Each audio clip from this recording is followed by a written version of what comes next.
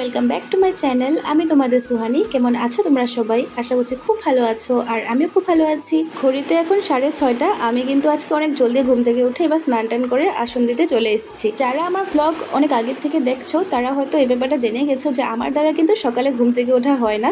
তবে আজকে তো জলদি উঠেছি, সেটা কেন এখনই বলছি। আজ থেকে 3 দিন আগে আমার শাশুড়ি মা জোরহাট ঘুরতে গেছে। আমার শাশুড়ি মার বাবার বাড়ি, মানে আমার মামা শ্বশুরের বাড়ি। জোরহাটে তো মামা শ্বশুর বাড়ি আছেই, তার সাথে কিন্তু মাসি শাশুড়িরও বাড়ি আছে। আর আজকে ওই মাসির বাড়িতে ছোট্ট করে একটা বৈষ্ণব সেবা রেখেছে। আর সেই বৈষ্ণব সেবার জন্য মাসি ফোন করে আমাকে, ছর্দিকে, জিজুকে সবাইকে যেতে বলেছে। ইনভাইট পেয়ে আমি, জিজু, ছর্দি ডিসাইড করলাম আজকে আমরা জোরহাট যাচ্ছি, তাও আবার সকাল 8টায়। আর 8টার সময় যদি বাড়ির থেকে বের হই তাহলে তো বাড়ির কাজবাজ সামলাতে একটু সময় লেগে যায়। তার জন্যই আজকে আমার জলদি ঘুম থেকে ওঠা। ঘুম থেকে উঠেই যদি রেডি সেডি হয়ে চলে যেতে পারতাম তাহলে তো ব্যাপারটাই অন্য ছিল। ওটাই ঘুম থেকে উঠে আসন দিয়ে এবার খালি বোতলগুলো ভরে নিচ্ছি। এরপর উপরের রুমগুলো ঝাড় দিয়ে ব্রেকফাস্টটা রেডি করে নিয়েছি আমার আর বিরাটের জন্য। আমার আর বিরাটের ব্রেকফাস্ট হয়ে যাওয়ার পর আমি কিন্তু বিরাটের জন্য লাঞ্চটাও রেডি করে নিয়েছি। আর সেই সমস্ত কিছু কিন্তু আমার ভিডিও ক্লিপ নেওয়া হয়নি। আজকে সানডে, তাই বিরাট বলছিল আমাকে লাঞ্চটা রেডি করতে হবে না, বিরাট নিজে নিজে করে নেবে। কিন্তু আমার ভালো লাগছিল না, তাই ওর জন্য কিন্তু আমি লাঞ্চটা রেডি করে নিয়েছি। ওই সমস্ত কাজ শেষ করে রুমে এসে রুমটা গুছিয়ে তারপর কিন্তু আমি রেডি হয়েছি। তো বাড়ির বইয়ের সমস্ত কাজ বাজ শেষ করে এখন আমি রেডি হয়ে গেছি। আর এখন ছর্দিকে ফোন করেছিলাম, তো ছর্দি বললো যে হ্যাঁ একজন শুধু আসা বাকি আছে, তুমি আসো। তো ও আসলে আমরা বেরিয়ে পড়বো। তো আমি এখন বের হবো। আর শাড়িটা ভালো লাগছে আমার। তো ঠিক আছে, চলো। আমি ব্যাগে আরেকটা শাড়ি নিয়ে নিয়েছি, যেহেতু তোমাদের বলে দিয়েছি আমি যে মাসিদের বাড়িতে আজকে যে কীর্তনটা হবে, তো তখন ভাবলাম কি সেই সময় এই শাড়িটা আর পরবো না, তখন সেই শাড়িটা পরে নেবো। আর ব্যাগে টুকটাক কিছু নিয়ে নিয়েছি, জল নিয়ে নিয়েছি গাড়িতে, তো একটু জলের দরকার হয়। তো ঠিক আছে, চলো এখন আমি বের হই। আবার রাস্তায় গিয়ে কথা হচ্ছে বা সজিবের দিকে কথা হচ্ছে। বের হয়ে গেছে, আমরা এখন আছি গাড়িতে আর পেট্রোল পাম্পে পেট্রোল ভরছে। আর আমার সাথে বসেছে রাধিকা, এখানে আছে সৌরভ, জয়, আর সামনের দিকে ছর্দি আর জিজু, গণিতাই, জগন্নাথ, সুভদ্রা মা, সবাইকে নেওয়া হয়েছে, গোবর্ধন নেওয়া হয়েছে, বহুপাল সবাইকে নেওয়া হয়েছে। ওখানে আমার ছোটো মাসি শাশুড়ির বাড়িতে আজকে কীর্তন হবে। উঠে চলো, এখন তো বের হয়েছি। অনেক গরম লাগছে এখন আবার। মানে গরম লাগছে না? বাহ, সৌরভ মিথ্যা কথা কয়। আমরা আরো অনেক জলদি বের হতে পারতাম, একমাত্র দেরি হয়েছে এই মানুষটার জন্য। এই মানুষটা যে এত দেরি করে, আমি কিছু এত দেরি করে ঘর থেকে এসেছি, যার জন্য আমাদের অনেক অপেক্ষা করতে লেগেছে। আমাদের 8টার সময় বের হওয়ার কথা ছিল, আর ও বের হয়েছে, ও এসেছিল 9টার সময়, 9:09 হয়েছে। আর ছোটির বাড়ি থেকে প্রসাদ বাড়ি নিয়ে এসছে, হয়তো রাস্তাতে একটু ব্রেকফাস্ট হবে আর কি। তো আর ও যদি টাইম মতো আসতো এখন আমাদের ব্রেকফাস্টের সময় হয়ে যেত না। সৌরভ হতো, এখন তো অনেক দেরি হয়েছে। মানে আমরা যদি টাইম মতো বের হতাম এখন ব্রেকফাস্টের সময় আমাদের হয়ে যেত।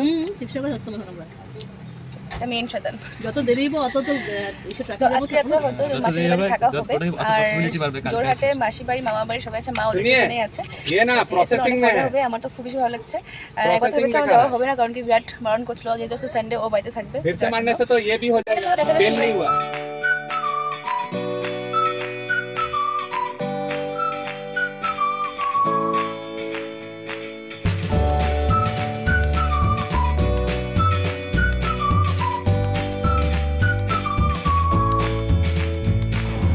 টাইম হচ্ছে হলো 10:45। আর আমরা কোন জায়গায় পেয়েছি এটা জানি না, কোন জায়গায় পেয়েছি। আর এটা হলো আমাদের টি টাইম। আর মেয়ার শিবসাগর বাইরে যে হাওয়া আছে, ভিতরে গরম না। আমরা হাইওয়ের মাঝখানে একটা সাইডে মানে দাঁড় করেছি গাড়িটা, কারণ কি সবার খিদা পেয়ে গেছে। আমি অবশ্য ঘরতে একটু ভাত খেয়ে এসেছিলাম, তারপরেও খিদা পেয়ে গেছে, কারণ কি আমি 7:30টার সময় খেয়েছিলাম, যার জন্য ছর্দি তো কিছু খাইনি। আর শুধু জয়, আমি আর জিজু হয়তো একটু খেয়ে এসেছিলাম। তো এখন ছর্দি বাড়ি থেকে বানিয়ে এনেছিল। হ্যাঁ, এদিকে এই তো ছর্দি সকাল সকাল উঠে সবার জন্য আবার চিন্তা করে পাস্তাও বানিয়েছে। চামচ কই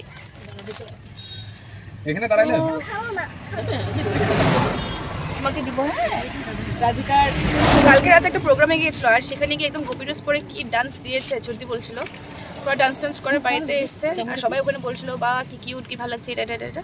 আর ঘরে আসার পর কালকে রাতে তো ঘুমিয়েছে, আজকে সকাল থেকে পুরো জ্বর। তো একবার ভেবেছিল ছর্দিরা আসবে না, কিন্তু রাধিকা বলছে মা চলো। এবার সবাই পেট কথা বলতে থাকে, আজকে ভালো না বলে চুপচাপ একদম পুরো। তো চলো আমরা এখন প্রসাদটা নিয়ে নিই।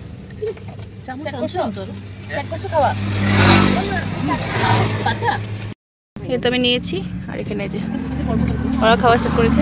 বাইরে হাওয়া আছে সুন্দর। मेरा शायद भूख ज़्यादा लगा था, इसलिए मेरा खाना पीना हो गया। और अभी ये लोग इन लोग का चल रहा है ब्लॉग। যদি কেক বানিয়েছে, কেকটা কি টেস্ট হয়েছে আমি একটু বেশি করে খেয়ে নিচ্ছি। ফাইনালি 4 ঘন্টার লম্বা জার্নির পর মাঝখানে একটু ব্রেক নিয়ে খাওয়া দাওয়া করার পর যখন আমরা আবার স্টার্ট দিয়েছি, তারপর আর থামিনি, আমরা সোজা এসে পড়েছি জোরহাটে। কিন্তু জোরহাটে আসার পর এখন আমরা মামাদের বাড়িতে যাইনি, আমরা এসেছি জোরহাটে যেটা ইসকন মন্দির আছে পিছনে, মন্দির দেখতে পাচ্ছ তোমরা। তো এখানে এখন আমরা যাব, এখানে নাকি আজকে কিছু প্রোগ্রাম হচ্ছে, এটা আমি এখন ছোটো থেকে শুনতে পেলাম। তো হয়তো ওখানে প্রোগ্রামে ঢুকবো, কিছু দেখবো, দেখবো কি দেখবো সবটা তোমার সাথে শেয়ার করবো। আর এখান থেকে কখন বের হই না হই বা মামাদের বাড়িতে কখন যাই সবটা তোমার সাথে শেয়ার করবো। তো চলো, এই জায়গাটার নাম লিচু বাড়ি, কিন্তু আমরা এখানে আসার পর একটাও কিন্তু লিচু গাছ দেখিনি, শুধু একটা দেখেছি। আর ওই গাছের মধ্যে ওই সৌরভ দেখেছো, খালি লিচু গাছ আর কয়েকটাই লিচু ধরা। হানসিরা আমাদের কখন থেকে এরকম ভাবে দেখছে, इसको भी शायद वीडियो में आना है। এই যে এখানে এরকম দেখা দেখছে, ভয় লাগছে, পিছনে আরেকটা আছে। তো দেখি শুনো, হ্যাঁ খেলাই দো ও হানসি রে। 4 ঘন্টা গাড়িতে বসে আমরা তো এখন যখন খাওয়া দাওয়ার পর মানে মাঝখানে যে জলপান আমরা করেছি, ওটার পর যখন গাড়িতে উঠলাম, তারপর তো আমি একদিকে, সৌরভ আর জয় একদিকে পুরা ঘুম দিয়েছি, আর ওদিকে সামনের দিকে ছোটদি আর রাধিকা পুরো ঘুম দিয়েছিল, শুধু জিজু ঘুমায়নি, তাই আমরা জীবিত আছি আর কি। যদি জিজু ঘুমিয়ে তো তাহলে আজকে আমরা ঘুম থেকে থাকতাম কি জানি। জিজু কেমনে ননস্টপ গাড়ি চলতে পারে, নাটা ঘুমায় সত্যি। তো চলো না দেখাচ্ছে বলে তো আমরা পড়ছি এখন লিচু বাড়িতে, নেই তো আমরা এখন কই থাকতাম। এদিকে ছবি সাজু গুজো হয়ে যাচ্ছে, চলো এখন ভিতরে যাবো আমরা। আমার যে কত জায়গায় ইসকন মন্দির দেখা হয়ে যাচ্ছে, এটা আমার সৌভাগ্য। জোরহাটের মধ্যে ইসকন মন্দির আছে, এটা আমার জানা ছিল না, তো এই আমার ফার্স্ট টাইম। ভিতরে ক্লাস হচ্ছে নাকি আবার শোনা যাচ্ছে।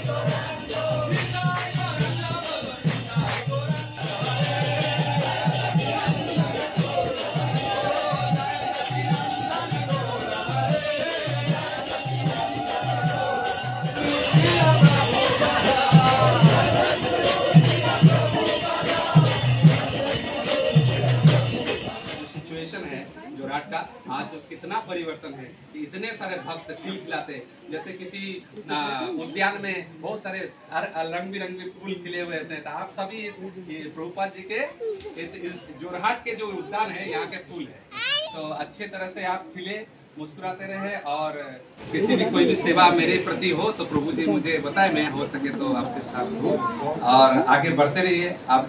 आपका जो ये आशीर्वाद कृपा, और सबसे बड़ा उनके जो ये प्रीचिंग मूवमेंट है, उनका जो स्टाइल है और उनका जो उत्साह है, ये देख के हम भी उत्साहित होते हैं, इतना उत्साहित होते हैं। अरे वो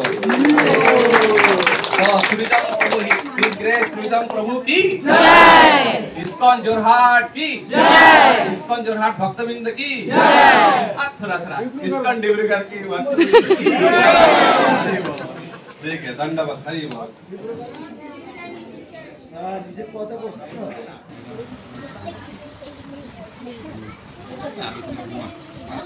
দিদাও এসে পড়েছে।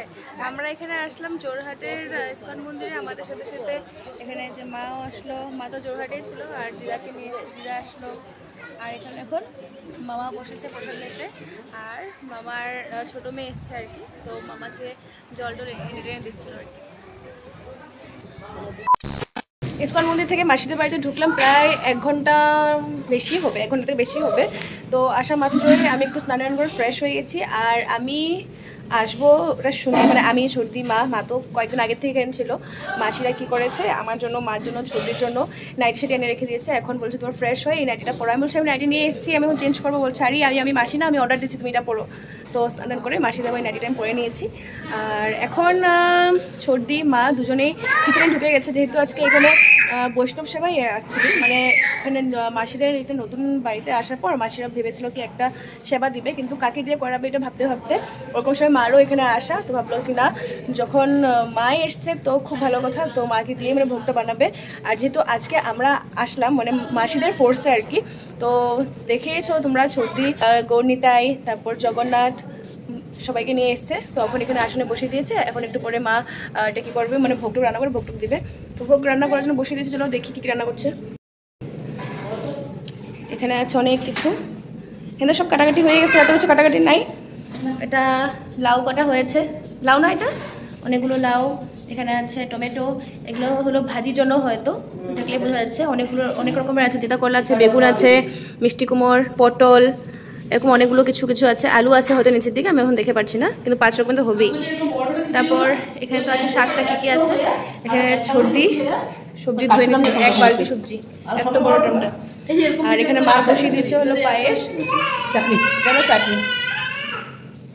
মাকে একদম পুরো পাক্কা কারিগর লাগছে, গামছা টামছা গলায় দিয়ে। চলো আমরা যাই, চলো। এটা মাসিদের ব্যালকনি, আর এখান থেকে স্টেশনটা ওদের রেলওয়ে স্টেশনটা একেবারে কাছে। ব্যালকনিটা এসে আমাদের কি ভালো লাগছে, এখান থেকে কতগুলো ঘরটাও দেখা যাচ্ছে পুরা। আর এই জায়গাটায় দেখো একটা ফুল গাছ আছে, তুলসী মহারানী আছে, শিব বাবা আছে, দুবা, সব কিছু। এটা ফুল গাছ আছে, নীলকণ্ঠ। আর এদিক থেকে দেখো তো ভালো লাগছে দেখতে। আমার না এরকম বেডরুমের কিনারে এরকম ব্যালকনি থাকলে খুব বেশি ভালো লাগে। আর এই জায়গাটাই তো এত সুন্দর, এটা তো ভালো লাগারই কথা। আর মাসির মেয়ে আর মেশো এখন ওরা লাঞ্চ করতে বসেছে, তাই আমি বারান্দাতে ঘোরাঘুরি করছি, মানে এই ব্যালকনিতে ঘোরাঘুরি করছি। আর জিজু সৌরভ বড় একটু রেস্ট করছে। আর ছদিয়া মাকেও দেখলে এখন আমি দেখি কী করতে পারি। আমার বাকি ননদরা এসে পড়েছে, আর মাসি আবার নতুন একটা শাড়ি এনে দিল আমাকে। এটা হলো মাকে, আর এটা হলো ছদ্দিরটা। তিনোটা শাড়ি পুরো একই রকমের, খালি এটা আর এটার প্রিন্টটা পুরো সেম, আর এটা হলো সিম্পল পুরো। তো আমি এটা নিয়েছি। আর এদিকে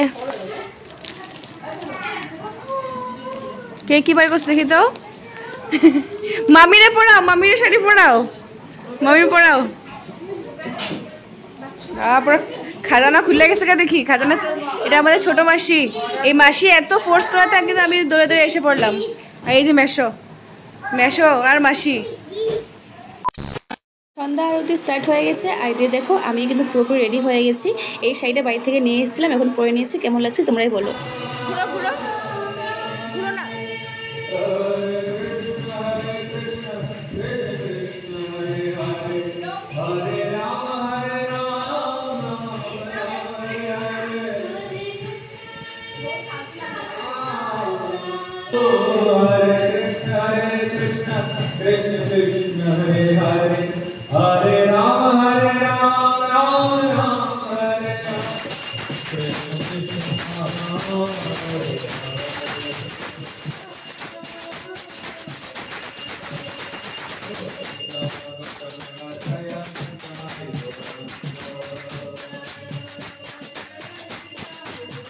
ওইদিকে কীর্তন হচ্ছে, আর এদিকে আমি চলে এসেছি মার রান্না কতটুকু হয়েছে দেখার জন্য। এরই মধ্যে মার কিন্তু অনেক কিছু রান্না করা হয়েছে। এখন কিন্তু গ্যাসে বসিয়ে দিয়েছে পনিরটা, আর এখানে হয়েছিল মিক্স ভেজ, এটা হলো শাক, এখানে হলো চাটনি, এটা হয়েছে পায়েস, তার সাথে ডাল, আর এখন কিন্তু বসিয়ে দিয়েছে হলো ভাত।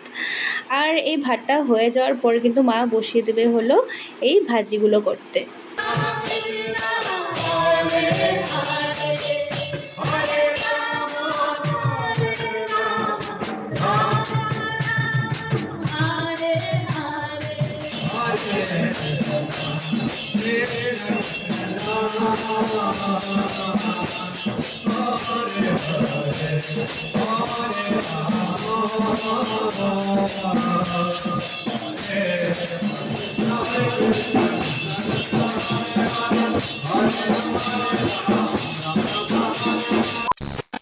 অনেক সুন্দর কীর্তন হয়েছে আর সবার প্রসাদ নেওয়া হয়ে গেছে। এবার সবাই শোয়ার জন্য এসে পড়েছি। তো চলো আজকের মতো টাটা।